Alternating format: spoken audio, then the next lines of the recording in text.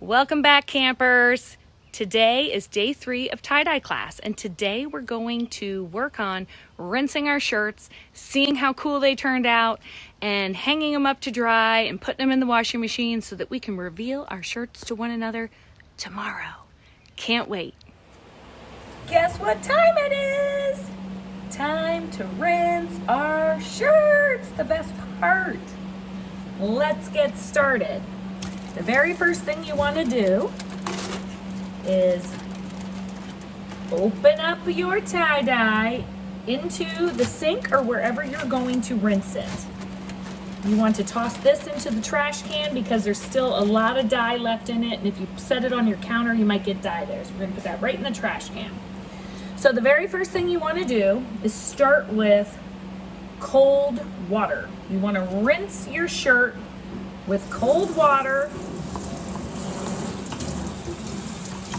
See how the dye, all the extra dye that did not attach to the shirt is coming out. So you want to do your best at rinsing and squeezing this shirt until the water starts to run clean. It does take some time, so don't be impatient. Take your time and work on rinsing out as much dye as you can before you take the rubber bands out, okay? You can see the water is still not running clean.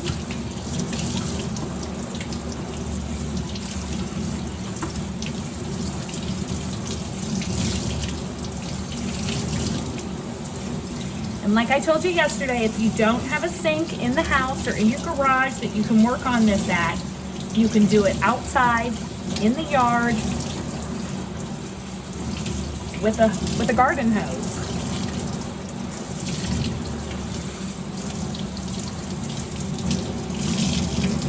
Still quite a bit of dye coming out. Move that over so you guys can see it a little better. Those colors still look really good though.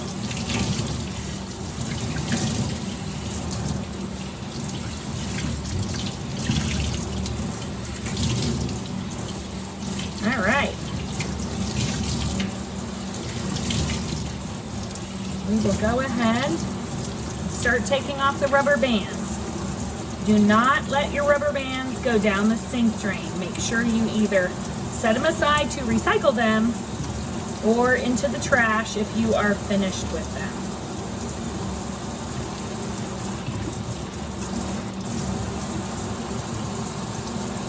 I'm going to set mine aside to recycle them because I teach tie-dye every year at 4-H camp. All right, so before we reveal the shirt, we're going to work on cleaning out some more dye. As you can see, it's still not running clear. This was our first shirt we dyed yesterday, the spiral. Do some good wring them out.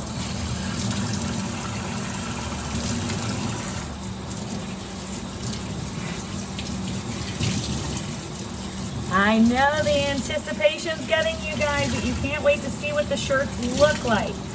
This is what I need you to do at home. All right. We're gonna open up this first shirt and see what our spiral.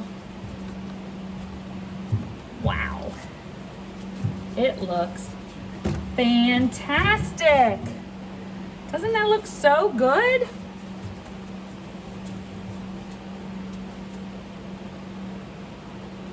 So good.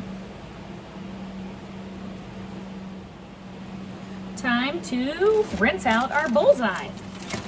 Let's see what the bullseye ends up looking like when we're all done. We're gonna go ahead and still keep the yellow away from that blue, and we're gonna throw this away so that we don't get dye on our counter. And please make sure you have your rubber gloves on or you will have lovely colored hands.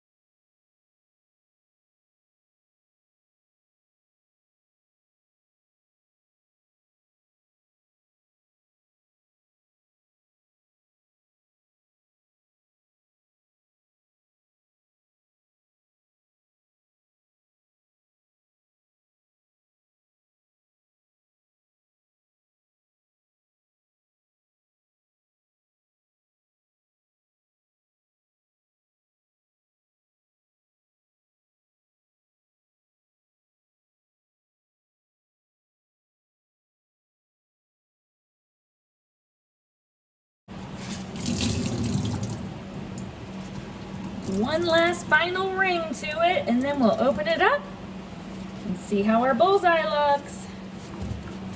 Oh my goodness. Look at that. That looks really nice. And by doing those two colors at the bottom, you can see they were at the top and the bottom. And that's the back.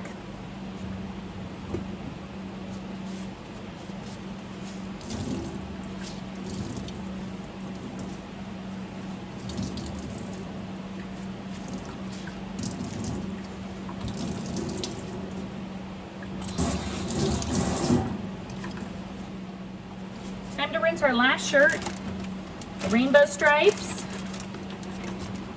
Let's see how this turns out.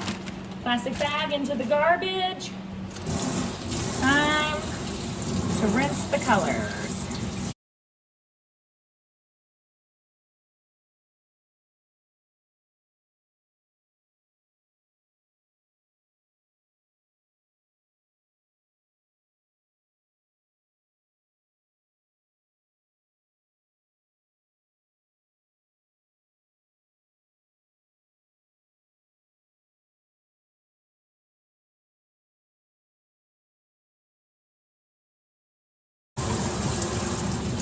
I know that rinsing is very time consuming, but it's a very necessary part of getting that extra dye out. Because if you hang this up outside with all this extra dye in it, it's going to drip dry. So whatever's on the ground below your shirt is going to be tie-dye colored. Same with your washing machine. If you went and just threw this right into your washing machine, you'd have lots of color in your machine and your shirt would bleed onto other things. So this is really important to make sure you get it nice and clean and running as clear as you can. Get the water to run nice and clear.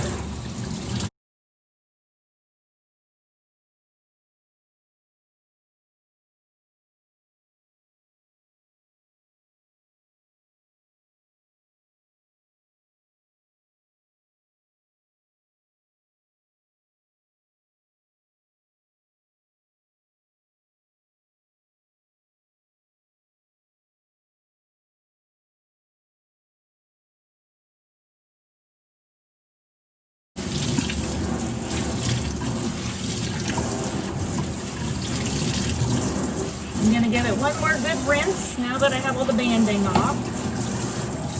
Get all that excess out of my yellow.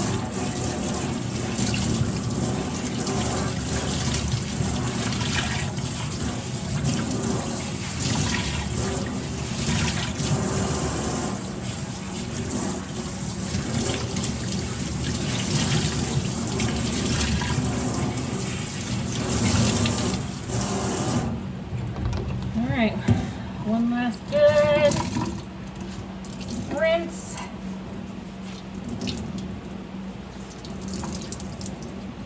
If you struggle with this, maybe your parents or grandparents or whoever's with you might be able to help you wring it out really good. So let's us reveal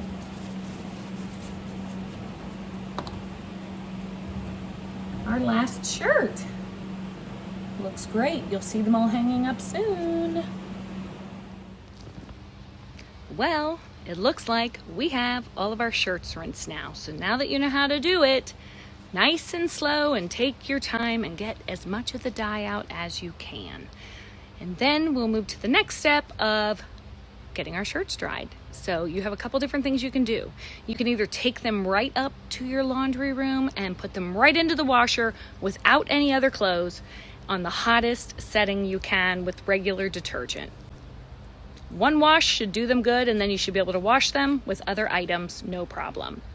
Second option, hang them over the back of a chair or a wall or something that's outside. You could put it like a lawn chair in the grass and hang it over that. Make sure that whatever you put your shirts on to hang over in the yard, if that's what you choose, that it's okay if it gets a little bit of dye on it, because that could happen. Now, Not saying it will, but it's always a chance. So you can also, if you have like a clothesline hanger outside, you can hang them on that. So I'm gonna show you my 3 shirts that I did hanging on the edge of our brick wall that I have at my driveway, and also hanging from some patio lights that we have. So you can decide how you want to set your shirts out to dry, and just a couple hours in this kind of sunshine, no problem. You've got dry shirts and you can wear them. Just make sure first time you wash your shirts, hot water. The hottest setting you can get with regular detergent will work just fine.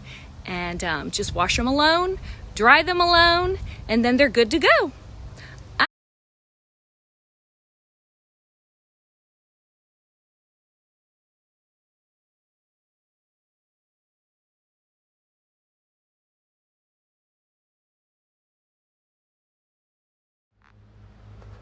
Hey everybody, do not forget, Thursday, we're doing a live Zoom, and it's gonna be Reveal Thursday. That's right. You guys have already seen all the shirts I've made. I can't wait to see the shirts you've made. So be ready with your shirt to reveal it to the rest of the class on Thursday on our live Zoom. I have thoroughly enjoyed teaching you all how to make tie-dyes this year in our 2020 virtual 4-H camp. I really hope to see you next year in my tie-dye t-shirt art class with Smilin' at 4-H camp 2021. See you all tomorrow. Smilin', signing out.